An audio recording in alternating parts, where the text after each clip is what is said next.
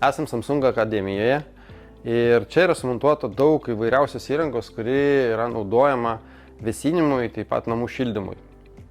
Ir čia mes turime pavyzdžių, kaip jinai yra montuojama ir čia atvažiuoja žmonės mokytis teisingo montavimo, kad nepridaryti visokių įvairiausių klaidų, kurios nutinka dažnai žmonėms, kurie iki galo nežino, ką daro, kurie mokosi galbūt iš socialinių tinklų.